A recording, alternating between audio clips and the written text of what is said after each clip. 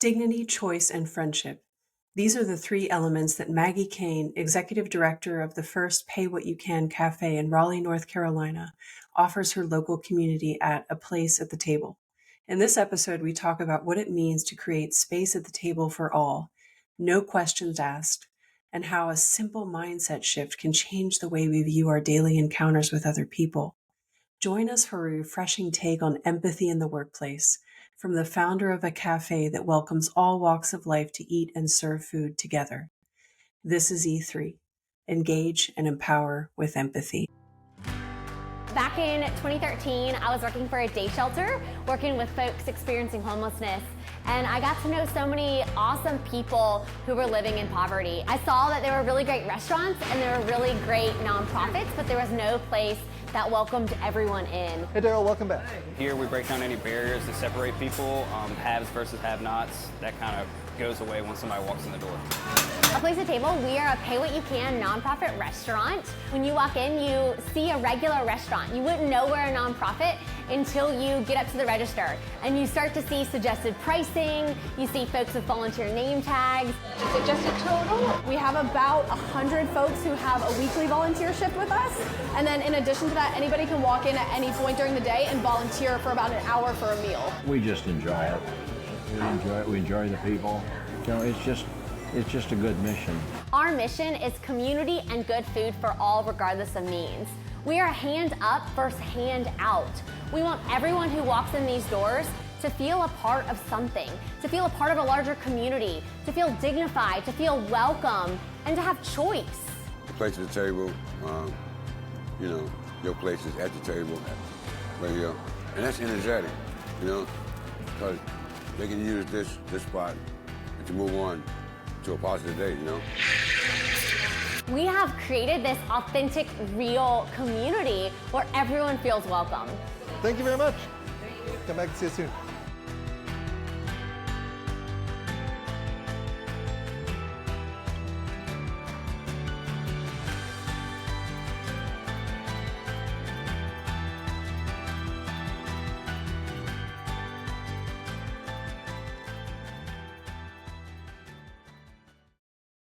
Welcome to the show today, Maggie. It's really nice to have you here. How are you doing today? I'm doing great. So good to be here with you. I'm really pumped, and thanks for having me. Absolutely. It's a pleasure. And I'll get into the story of how I found you. But first, I want to talk a little bit about your TED Talk, and I'll share a link in the show notes to your TED Talk, which is incredibly, it made me cry. So the one that watched it. Thank you. Everyone who's listening, I'm just preparing for, just be in a safe place where you can get emotional. It's so sweet. Thank you. It's really nice. It was really nice. I just recorded a podcast this morning. We were talking about how much the things that happened to you in your childhood really impact who you are as an adult. Definitely. And I think the story you told in your TED Talk is a great example of that, how your childhood basically shaped what you are doing today. Can you talk a little bit about your story of how your experience serving food in soup kitchens is now shaped who you are today? Yeah, totally. Thanks so much for asking that, and thanks for listening to my TED Talk. That's really kind. So I grew up with my mom and my twin sister. I have an older brother as well, but he was older and out of the house. But mom and twin sister, and mom is just amazing. Single mom and just the most empathetic, kind, loving human. Loves people so well. Taught us how to love people well. Got us volunteering early on in our childhood. We were involved in church. We were involved in different volunteer opportunities, and we would go and volunteer in Raleigh. We have a fantastic soup kitchen that feeds 300 people a day, a good meal. So they're really fighting food insecurity and feeding folks. And so we would go to the soup kitchen, and we would, get there at 9, and whatever food they had that day, whatever donations they had that day, someone amazing human who was there every week would instruct us of what to make, and we'd help pull together a meal, and then we'd serve the meal to 300 folks coming through the line. I remember so distinctly one time when I was there, and then after that, it's one of those things you don't get out of your mind is I remember serving the food that we made that day.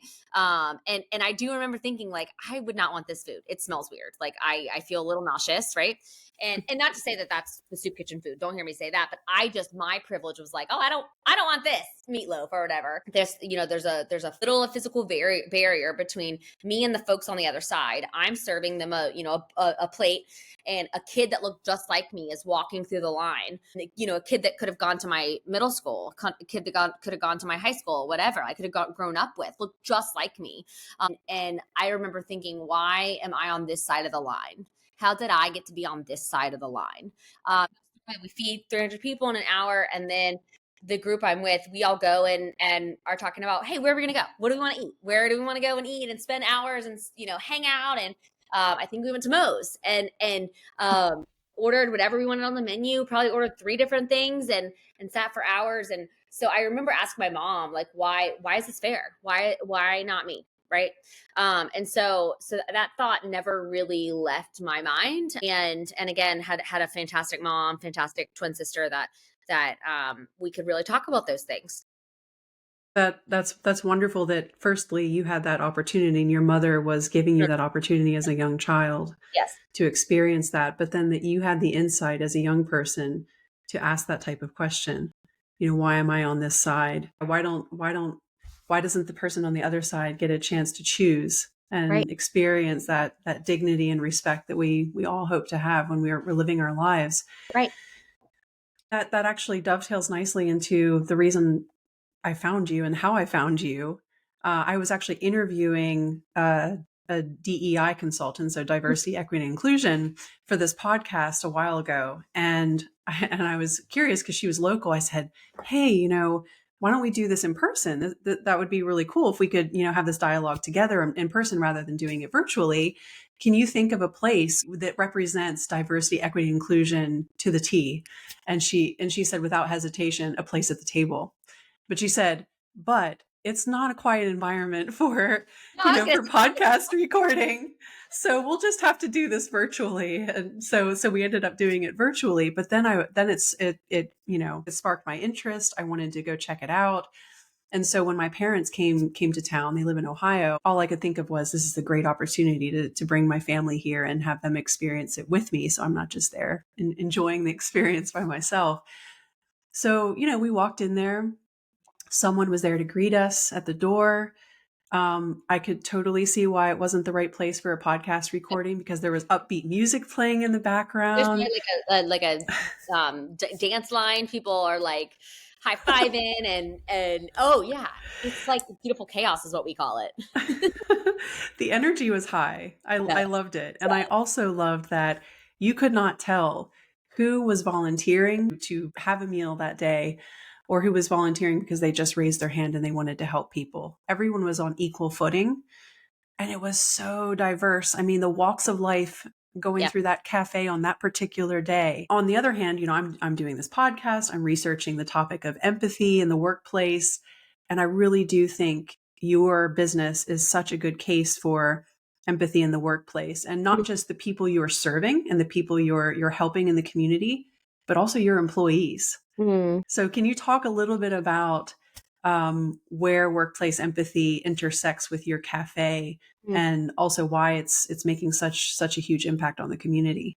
Thank you for saying all those things and for seeing the cafe for what I see it as and showing up and being there. And community is my favorite word. And anyone who knows me in my life, I'm a preacher of community. All I talk about is the importance of community. The second thing I talk about is empathy, always leading with empathy. Our whole team believes that. It's in our core values, is seeing people and hearing people and sitting with people, acknowledging people.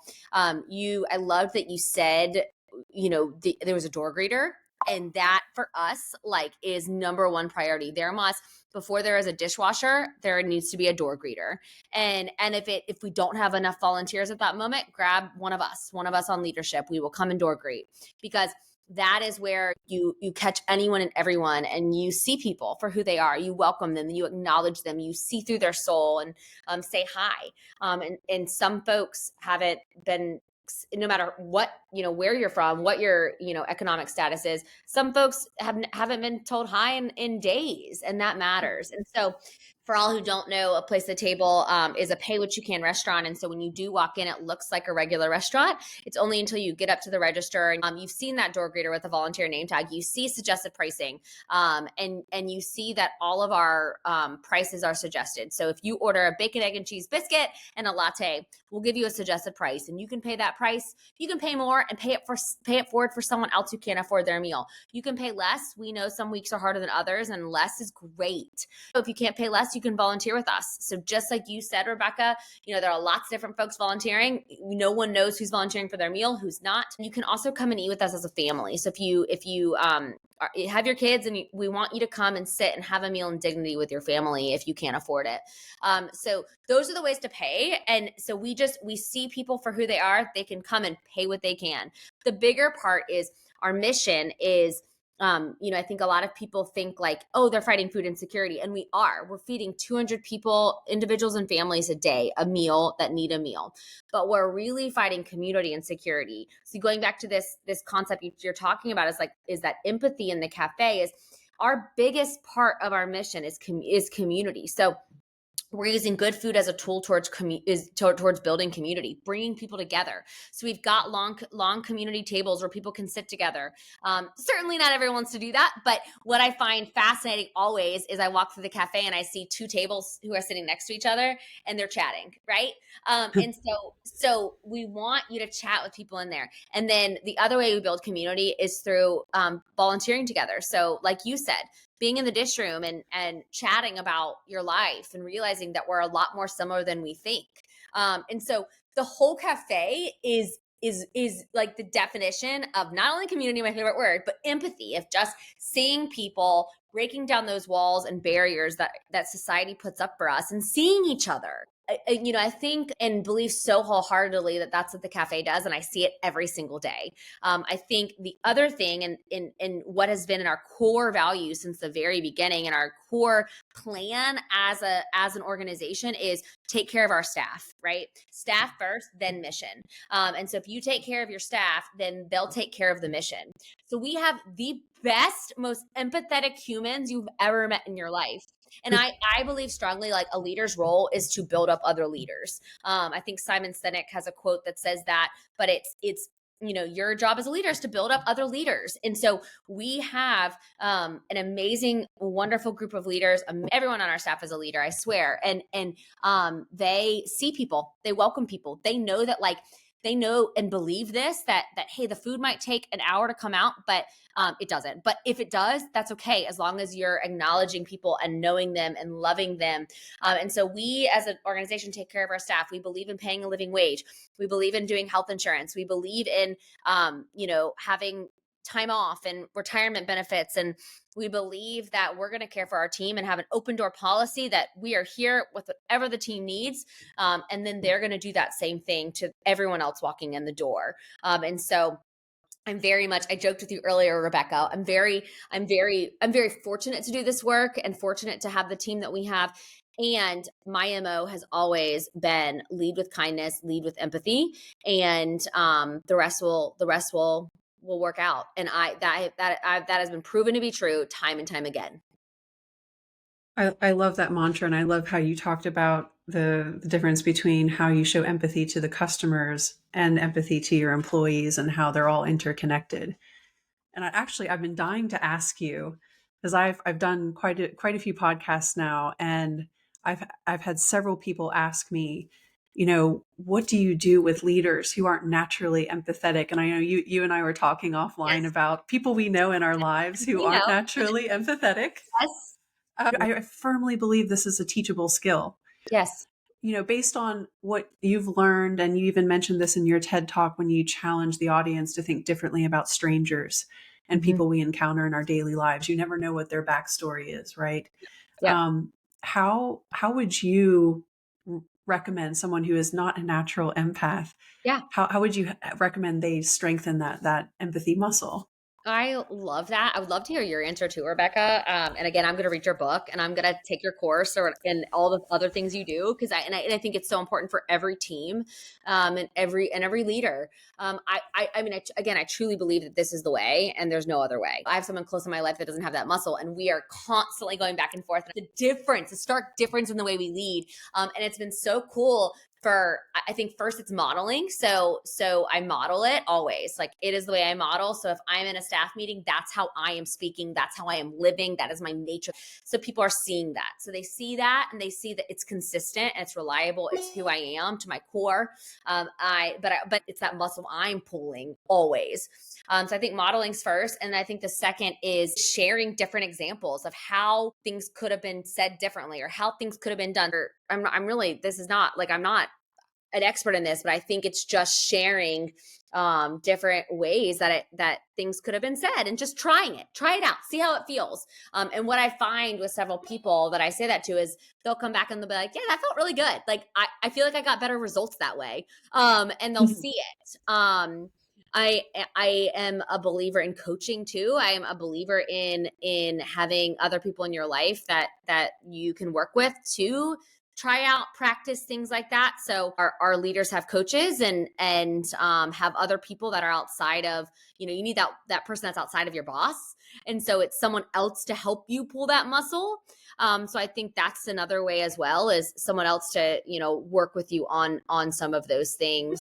And then I think the other way is like, I'm an advocate and a preacher of therapy and then like your own personal therapy, your own personal work, and maybe it's therapy, maybe it's medication, whatever that may be for you, because I don't think you can really lead with empathy until you're empathetic to yourself and you love yourself. I'm a big proponent of those things. Is I'm here to support you and work on your personal growth, and then we can work on the rest with a coach or with modeling or with examples. Yeah, no, I love that you mentioned the working on yourself piece and self-kindness, because that is definitely a recurring theme in a lot of the podcasts I record. Yeah. Everyone, regardless of their background or their work experience, comes up with the importance of self-reflection, self-awareness, Yep. and really being able to dig deep with yourself first before you can reach out and help others. Yeah, it's hard, and life is hard. It is hard, and also like leading is hard. Like, it is all of that is hard. I think you've got to be at a point in your life and in how you feel about yourself that gives you the confidence to be leading folks, to be empathetic, to and to see people too, right? Like, if you're not at a good point in your life, you're not going to be able to be in a place at the table, sitting down with someone and walking them through their pain with them. That's hard. We talk a lot about that as well. We've got a teledoc. I would recommend this to anyone. Teledoc, like virtual doctor, right? But it also comes with counseling sessions as well. So employees we pay per employee, but it's super affordable. Every employee has access to it at any time, 24 hours a day, and things like that are actually tangible things that employees feel supported in, but also employees feel like they can utilize for themselves is helpful. That's great. No, that's great to hear. And I know mental health in the workplace is also trending right now, and leaders are realizing how important it is. I know. I thought before we got this telehealth option, I kept thinking, I was like, how do we have a therapist come one day a week, sit in the office upstairs, which we barely have. It's like a hole, sit in the hole upstairs, and anyone can go up and talk to them. Like, how do we do that? That would be really hard with like being a restaurant. And also, like, I don't want to force anyone to be in therapy or talk to a therapist, but I'm like, I just like want to normalize it that like everyone should be talking to someone. Absolutely. I love it. And for some people coming into your cafe, that is their therapy. If you could elaborate on maybe 2 or 3 stories of people who've come into your cafe, what are their backgrounds? What are their stories? Why are they there?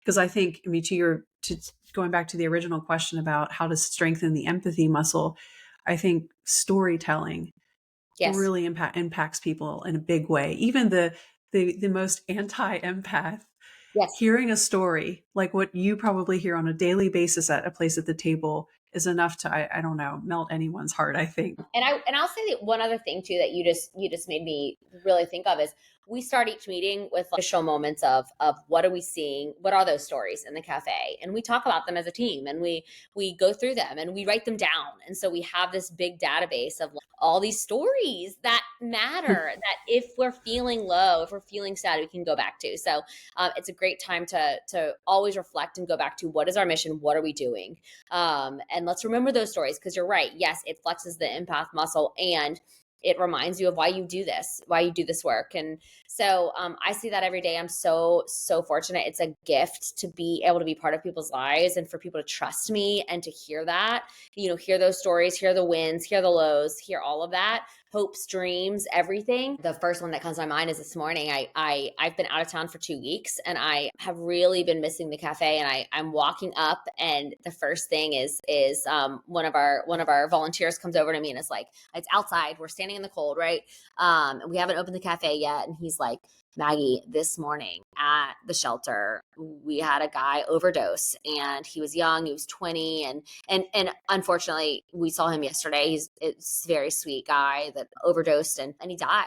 And you could just see the pain in his face. And then someone else came over and started talking to us about it. And then someone else came over and started talking to us about it. And so you could just, like, in that moment, I knew that, one, they needed a safe place where they could come and have a good meal, and they needed people to talk to. They needed to feel surrounded with love and care. We see that happen all the time at the cafe. We have a mom and her 2 girls that found us and started to come to eat with us, and really needed that meal as well. But more than that, needed the community. Fell in love with those girls, fell in love with the mom, and now they're still a part of our lives. I just got a text from her earlier today, and they're thriving. We're their family. So they pop in on the weekends, see us, love us, hug us. It's the coolest place. Another one that I love so much is a guy that's been involved with us for many, many years. He's been in and out of housing, and we had this culinary class with Wake Tech at A Place at the Table, and that was a really cool program. And he joined it and started baking and did the baking class. And I remember him texting me one day. He said, Maggie, do you think you can give me a ride to class tonight? Because I normally wouldn't ask, but they had me do a sourdough starter, and I don't want to bring that on the bus. And I was like, absolutely. And I pull up, Rebecca, and he is giddy to the teeth with this big bowl of bread. Literally, kid you not, he had the bowl of bread, big bowl of bread. And I never made sourdough. So I am like, wow, like it is. And so he was so proud to show me. We touched it, when you touch the sourdough and it like goes, down and up.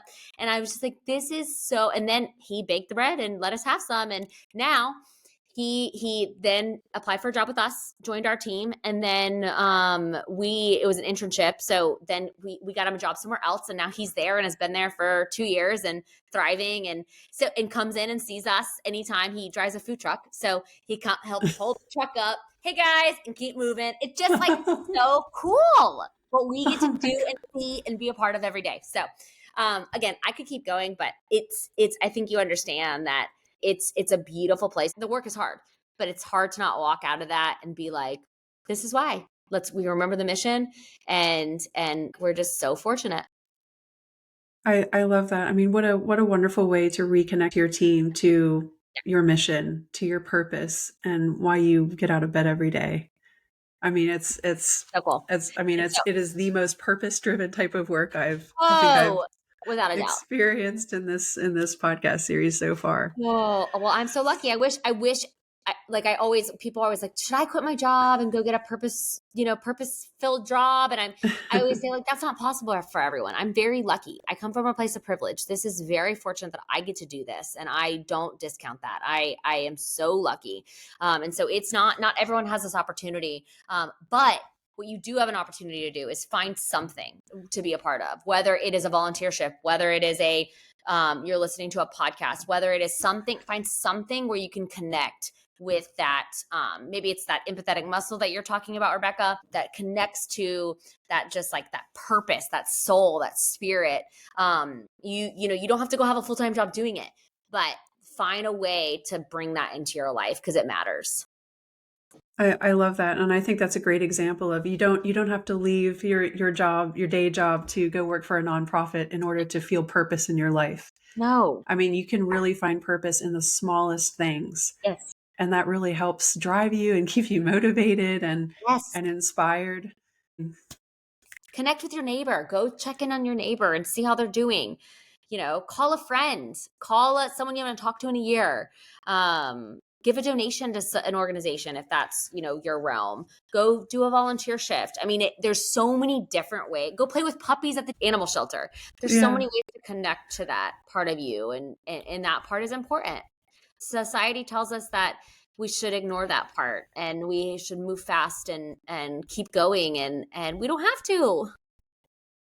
Absolutely not. We have that choice. And I think that's a great way to tie up the conversation. I'd say the biggest things I've learned from you today, Maggie, were obviously we ended on purpose and really instilling a sense of purpose in your life. And it doesn't have to be a huge career transition or anything major. It's the little things that can really help you get inspired and engage with your community. But then the empathy piece, I think, showing how it translates from employee to customer, how it's like a cycle. Yeah. So happy employee equals happy customer, and it keeps going.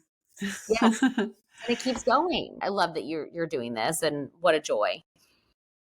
Well, thank you. No, this was a really inspiring conversation, and I really appreciate you joining us today. And for all of you listening locally, I encourage you to visit A Place at the Table. It really is a rewarding experience, regardless of your background or where you're coming from. Everyone feels welcome and everyone's on equal footing, which I think is the most powerful part of that cafe.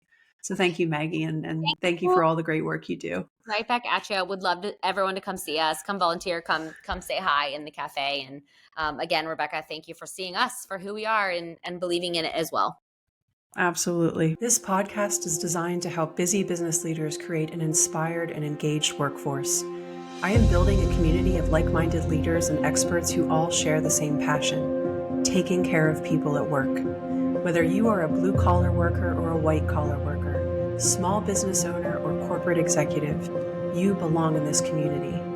If you enjoyed this podcast and would like to hear more, please subscribe wherever you like to listen to podcasts. If you know someone who I should interview or should be part of this community, please connect with me on LinkedIn or Instagram. Life is too short. Let's take care of each other at work so that together we can make this world a better place.